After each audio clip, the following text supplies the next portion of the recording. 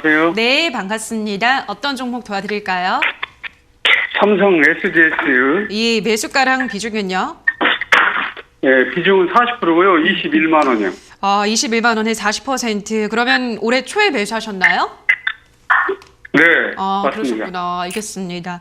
지금 뭐 매수하고 올해 내내 지금 삼성 SDS 떨어지고 있는데 어떤 네. 전략이 필요할까요, 멘토님?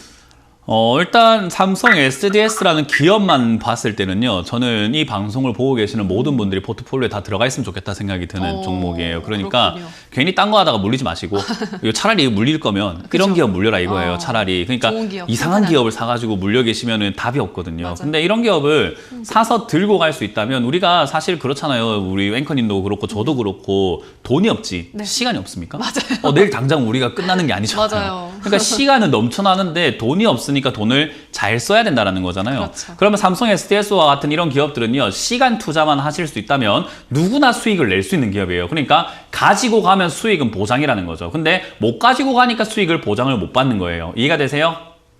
네. 우리 그 보험 상품이라든지 변액보험이라든지 이런 것들도요. 만기까지 넣기만 하면은 수익은 보장합니다라고 하는 그런 상품들 굉장히 많은데 그거 왜 안 되냐면 12년 또 20년 동안 납입하려고 하니까 중간에 내가 해지하고 나와버리니까 손해보고 나오는 경우가 상당히 많아요. 겨우 본전 찾거나요. 그죠?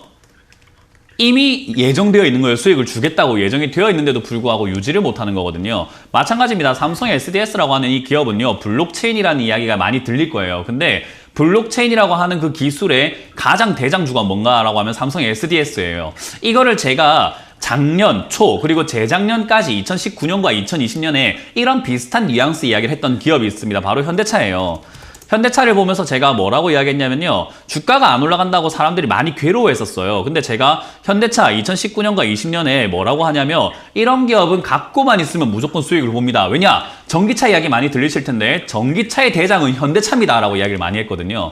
똑같은 뉘앙스예요. 블록체인 관련주라고 해서 가벼운 잡주라고 할 만한 기업들이 가벼우니까 막 뛰어오르고 적자인데도 막 뛰어오르는데 실제로 돈을 벌고 실제로 선도 기업이고 실제로 그 블록체인을 주도하고 있는 기업은 삼성 SDS예요. 그러니까 대장이라는 거죠. 무조건 올라갈 기업인 거예요. 자, 그러면 이 기업을 이왕이면 싸게 들고 있는 게 좋았는데 21만 원은 다소 조금은 높은 가격이라는 게 아쉬울 뿐인 거지 가지고 갔을 때는 전혀 문제가 있다는 말입니까? 없다는 말입니까? 네, 없다는 거죠. 없다는 말입니다. 그러니까 결국 이 기업은요. 수익 날 때까지만 가져가실 수 있으면 수익은 100% 납니다. 이해가 되셨어요? 네. 그러니까 시간만 좀 여유를 가졌으면 좋겠어요. 이 기업을 시간 여유를 가져라는 건요. 언제 올라갑니까를 알 수 있는 게 아니라 사람들이 제가 말했던 것을 깨닫기 시작했을 때 그리고 좋아 보이기 시작했을 때인데 시장이 우리가 이야기하는 것과 이 기업이 가고 있는 모습은 전혀 달라요. 왜냐하면 시장이 좋다고 하는 건 정배열여야만 하고 수급이 좋아야 되고 뭔가 차트가 좋아야 되고 신호도 좋아야 되고 뭔가 좋아야 되는 것들이 많은데 걔랑 완전 반대로 역배열인데다가 지하실 파고 들어가고 있고 주가가 안 가고 있고 수급도 안 좋은 상태예요. 그러니까 어때요? 사람들이 이걸 좋다고 느끼질 않아요. 그러면 사람들이 사지 않을 거니까 주가는 안 가는 거예요. 이해가 되세요? 네. 그러니까 경제방송에서 괜찮을까요? 뭐라고요? 더 추가로 좀 매수해도 괜찮겠습니까? 바닥을 좀 더 잡았을 때 하는 게 좋고요. 비중이 40%를 이미 많기 때문에 적었으면 제가 오늘 추가 매수해라고 말씀드렸을 텐데 많기 때문에 좀 더 지켜보고 해야 돼요. 비중이 많으면 많을수록 좀 더 조심스러워야 됩니다. 네, 지금 비중이 너무 많게 들어간 게 실책이에요. 40% 들어갔으면 안 돼요, 이거는. 장기 계획을 짜셨으면 서서히 점점 많아져야 되는 거지 처음부터 많아가지고 나중에 또 더 많아 이거는 안 되는 거예요. 그래서 지금은 추가하면서 없이 가져가시길 바라겠고요. 이거는 경제방송이나 여기저기에서 막 추천하기 시작하고 정배열이네 앞으로 뭐 정배열 초입분에 날아가네 이런 이야기를 나오기 시작하면 그때는 내가 이제 수익을 좀 챙길 수 있는 기회가 오는 거구나 라고 생각하셔도 좋아요. 지금 방송에서 아무도 이야기 안 합니다. 그죠? 네, 그래서 지금은 이 종목이 올라갈 이유가 없으니까 기다려보세요. 앞으로 방송에서 이거 좋다고 나중에 한 몇 개월 내요. 내 이야기 많이 나올 겁니다. 네, 그때까지 보유하시고 저는 일단은 저기 15만 원짜리에서 한 12월 정도쯤에 다시 한번 전화 주시겠어요? 네, 12월 정도쯤에 여기 15만 원짜리 자리 잡고 있으면은 전화를 다시 한번 주시면 제가 추가 매수 가능한지 다시 한번 더 판단해 드릴게요. 네, 감사합니다. 네, 고맙습니다.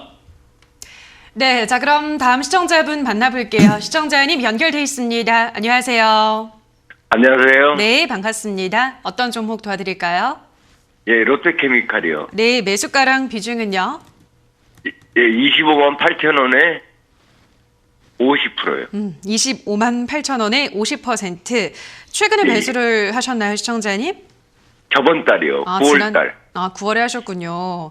예, 알겠습니다. 롯데케미칼도 뭐 일단 올 초에 많이 오르기도 했고 뭐 굉장히 또 좋은 기업이잖아요. 삼성 SDS 못지않게 이것도 이제 가격 전략이 중요할 것 같습니다. 어떻게 전략을 세워볼까요? 삼성 SDS는 이렇다 할 만한 시세를 낸 적이 없어요. 네, 근데 얘는 이렇다 할 만한 시세를 낸 적이 있죠. 맞아요. 차이예요. 제가 오늘 초반에 말씀드렸던 연료 생각하시면 되거든요. 제가 되게 쉽게 설명한다 생각하는데 많은 분들이 그거 쉽긴 쉽구나 하고 다른 거 종목 매매할 때는 응용을 안 하시는 것 같아요. 말 잘한다 이러고 끝? 네, 말 잘하네. 그래, 연료 오케이. 근데 롯데케미칼 사야지. 이렇게 되는 거예요. 연료 다 썼는데. 그러니까 이걸 좀 이렇게 접목을 시킨다면은 매매하기가 정말 쉬워지거든요. 근데 롯데케미칼은 화학업종이라든지 석유, 정유 이런 쪽은 전부 다 이렇게 많이 올라왔었어요. 2차 전지 이런 쪽으로 엮이면서요. 그래서 시세를 한번 이렇게 크게 내버린 거죠. 이런 상태에서 얘가 다시 올라가려면요. 다시 연료를 채우는 과정이 필요해요. 그러니까 주유소 찾아야 된다 이 말이에요. 그 말을 찾는 동안은 계속 속도가 떨어지면서 주가가 떨어질 수밖에 없습니다. 어디까지 떨어질지는 알 수가 없어요. 이것도 마찬가지로. 그리고 한 달 전에 매수하신 건 정말 안 좋은 내용이었던 거죠. 저는 계속 사지 마라라고 말씀을 많이 드렸던 게 지수가 떨어질 때는 신규 매수 함부로 하는 거 아닙니다. 근데도 이제 매수하신 게 자체가 내가 이렇게 사서 고생하는 형태가 돼버린 거예요. 어찌됐든 그런 상태에서 최근 만들어졌던 저점이었습니다. 23만 4천 원짜리였는데요. 차트가 별로 뭐 대단한 건 아니지만 그래도 규칙이라는 게 있어요. 23만 4천에서 반등이 나오고 또 반등이 나오고 또 반등이 나왔다라는 것은 여기가 바닥이어야만 했는데 그 자리를 무너뜨리고 있는 게 최근입니다. 확대를 해서 보게 되면은 최근 무너뜨리고 있습니다. 어제부터 무너지고 있는 거죠. 이러면 우리가 차트를 보면서 매매를 할 때 기준이 하나가 될 수 있어요. 뭐죠? 저점이 무너졌으니까 여긴 저점이 아닌가 보다. 그럼 나는 이제 앞으로 물리는 일이 남았겠구나. 그러니까 나는 손절해야 되겠어 라고 하면서 차트의 저점이 무너지면 손절하는 게 거의 우리 매매의 기본이에요. 정석과 같은 거거든요. 뭐 물론 정석이라고 해서 정답은 아니기 때문에 무조건 손절은 아닐 수 있는데 저는 비중이 많으시기 때문에요. 손절을 절반 정도 하자라는 의견을 드릴 겁니다. 비중이 너무 많으시기 때문입니다. 그래서 절반 정도 지금 여기서 비중을 줄여내시고요. 떨어지게 되면은 다음 저점이 어딘가 차트로 이야기했을 때 저점은 20만 원이 될 수 있습니다. 20만 원에서 21만 원 사이가 될 텐데요. 그 자리까지 떨어지면 다시 반등 포인트가 나올 수 있어서 그 자리가 됐을 때 오늘 손절한 만큼 다시 매수하신다면은 매수가가 25만 8천 원이 아니라 조금 더 떨어질 거예요. 그럼 다음 상승 때 수익을 좀 즐길 수 있겠죠. 그래서 그런 상황을 만들려면은 지금 비중을 줄이셔야만 합니다. 이해가 되셨나요? 예. 그게 아니라 장기 투자하겠다라고 하신다고 했을 때 장기 투자 하더라도 비중 50%를 가져가기에는 좀 부담이 커요. 이제 앞으로 떨어지는 일만 남은 기업에. 그죠? 예. 네, 그래서 저는 비중부터 줄이자라는 의견을 드릴 거고요. 비중 줄이고 나머지는 21만 원대 다시 사면은 당장 지금 비록 손실이 좀 있을지 몰라도 나중에 이게 다시 반등 나올 때는 수익이 날 수 있으니까요.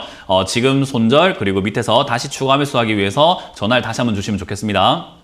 그럼 반등을 한번 오겠어요? 지금 단기 반등은 조금 나올 수 있는데요. 단기 반등 나와봤자 2, 3%대 안에서 그칠 거예요. 그러니까 지금 손절 하나 2, 3%좀 노려보다가 더 크게 물리느냐 어떤 리스크를 감수할 건가의 문제인데 아니, 장기적으로 가져가면요. 장기적으로 가져가면 안 올라올 기업은 없어요. 장기적으로는 괜찮습니까? 장기적으로는 롯데케미칼뿐만 아니라 많은 기업들이 올라오는데 그 장기가 몇 년인지가 중요한 거죠. 100년 안에 이거 롯데케미칼은 뭐 30만 원, 40만 원 올라갈지도 모르죠. 그죠? 근데 우리는 시간도 효율적으로 사용을 해야 돼요. 예. 그거를 생각을 해야지 무조건 장기로 가져가면 됩니까? 이거는요, 어떻게 보면 떼쓰는 내용이 돼버리는 거잖아요. 그죠? 예. 그러니까 그러면 안 되고 시간도 효율적으로 사용하기 위해서는 지금 비중 줄이자라는 의견을 드려보도록 할게요. 예, 알겠습니다. 네, 고맙습니다. 네, 자 그럼 다음 시청자분 만나볼게요. 시청자님 연결돼 있습니다. 안녕하세요. 네, 안녕하세요. 네, 반갑습니다. 네, 어떤 종목 반갑습니다. 도와드릴까요? 네. 대한항공이요. 예, 대한항공 매수가랑 비중은요? 비중은 있어야지. 예, 33,300원이. 네, 33,300원에 20%. 최근에 매수하셨나요, 시청자님? 네, 전번에 막 좋다고.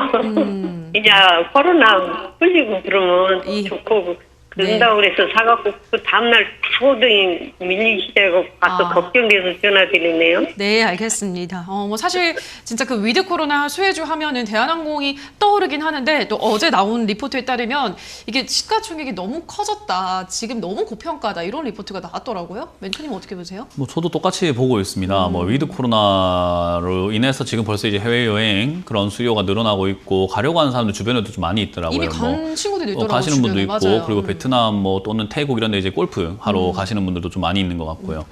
뭐 계획 짜시는 분도 많고 그렇게 보면은 항공사가 다시 한번 살아날 수 있지 않을까라는 그러니까요. 기대감을 하지만 과거에 잘 나갔던 그러니까 전 세계 여행을 다녔던 시기랑 몇 개국만 허용되는 시기랑 매출 구조가 똑같을 수가 없죠. 당연히 상식적으로 생각을 네. 해볼 때요. 그러면 코로나 터지기 전부터 이 기업은 2만 원대에 유지가 됐던 기업이 코로나 터지고 난 다음에 기대감으로 3만 원까지 올라왔고 위드 코로나 한다고 하더라도 전 세계 여행을 다녔던 그 시기보다 갑자기 매출이 더 뻥 하고 늘어날 수 있는가 했을 땐 그거는 좀 아닐 것 같습니다. 그래서 이게 거품이라는 거예요. 그래서 저는 이런 기업들을 잡지 않는 것이 맞다라고 설명해 드리는 거고요. 저는 대한항공이 걱정되는 게 아니라 시청자님의 자산, 그러니까 시청자님의 돈이 걱정이 돼요. 왜냐하면 지금 팁에서 좋다고 하든 어디서 좋다고 하든 그냥 사신 거란 말이죠. 뭐 저희 어머니 같다 생각을 하고 말씀을 드린다면 저는 그 주식에서 돈을 다 빼시는 게 어떨까라는 생각이 먼저 듭니다.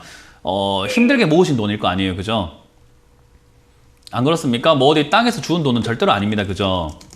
예. 그래서 저는 주식을요, 그냥 좋다고 하니까 사서 됐어요 라고 하는 사람 단 한 명도 못 봤어요. 제가 이 전문가 생활을 하면서 6년 동안 하면서 7년 동안 하면서 그냥 좋다고 했는데 대충 샀는데 돈 벌었어요 하는 사람 한 명도 못 봤어요. 그 말은 그렇게 해서는 안 된다는 이야기거든요. 그래서 저는 시청자님께서 조금 더 공부하시는 게 어떨까? 공부가 어렵다 하면 안 하시는 게 맞습니다. 공부가 싫어요 하면 주식을 안 해야 돼요. 그러니까 공부가 싫은데 대학교 가는 거 말이 안 되잖아요. 그죠? 똑같은 내용입니다. 공부가 싫으면 주식을 안 하는 게 맞습니다. 그래서 저는 좀 더 공부를 하시는 게 어떨까, 이렇게 덜컥 사시고 전문가에게 상담받고 이렇게 하다 보면은 타이밍이 한번 잘못됐을 때는 정말 계좌가 잘못될 수 있어요. 돈을 엄청나게 크게 잃을 수 있기 때문에 저는 개인적으로 이 종목을 단기적으로 봤을 때 32,200원짜리가 무너지면 바로 손절하셔야 됩니다. 거의 뭐 본전 부근이기 때문에 손실 없을 거예요. 그냥 바로 매도하시는 걸 추천드려 보도록 하고요. 지금 위드 코로나 시행이 이제 11월 1일부터이기 때문에 바로 코앞이라서 반등 정도, 기술적 반등이라고 하는 그 반등이 나올 수 있는데 그때 32,000원에서 33,000원 정도까지는 단기 반등 나올 수 있으니까 그때 바로 짧은 수익으로 정리하시고 주식에서 돈을 다 빼시는 걸 추천드려 보도록 할게요. 예, 감사합니다. 고맙습니다.